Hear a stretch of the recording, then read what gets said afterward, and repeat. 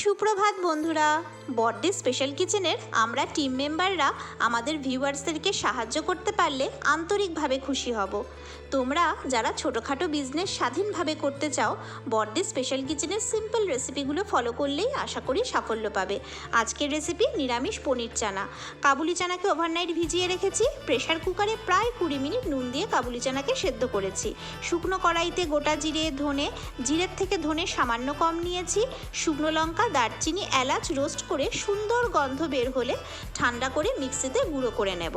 তোমরা সকলে যাতে খেতে পারো রেসিপিগুলো সেভাবেই বানানো। পনিরগুলোকে ছোট ছোট টুকরো করে কেটে নিয়েছি। কড়াইতে সাদা তেল গরম করে নুন ও চিনি দিয়ে একটু বাড়িয়ে পনিরের টুকরোগুলোকে ছেড়ে দিয়েছি।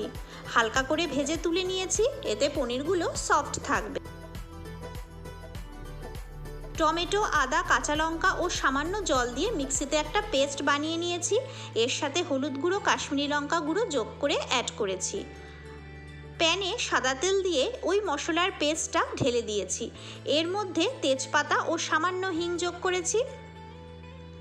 ভালো করে কষিয়ে টমেটোর কাঁচা গন্ধ চলে গেলে সেদ্ধ কাবুলি চানা ঢেলে দিচ্ছি।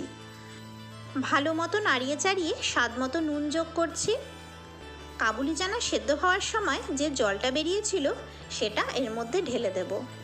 বড়দি স্পেশাল কিচেনের সিম্পল রেসিপিগুলো খেতেও খুব সুস্বাদু আর এতে অনেক কম তেল লাগে, তাই সেটা খাবারের ক্ষেত্রে একটা অন্যরকম দিশা দেখাবে। এতে চানার স্বাদটাও খুব ভালো হবে। এরপর একে একে চানা মশলা ও তেঁতুলের পাল্প যোগ করছি। পাকা তেঁতুল অল্প জলে ভালো মতো চটকে পাল্পটা বের করে নিয়েছি। সামান্য সেদ্ধ চানার জল দিয়ে নাড়াচাড়া করে ভালো করে মিশিয়ে নিচ্ছি। এরপর ভাজা পনিরগুলো অ্যাড করছি। হালকা হাতে নাড়িয়ে নিচ্ছি।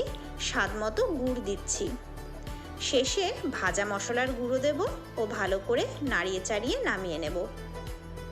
লুচি, পরোটা ও রুটির সাথে খুব ভালো লাগবে। বড়দি স্পেশাল কিচেনের রেসিপিগুলো তোমাদের যদি ভালো লাগে, তোমরা সকলে লাইক, শেয়ার আর সাবস্ক্রাইব করো।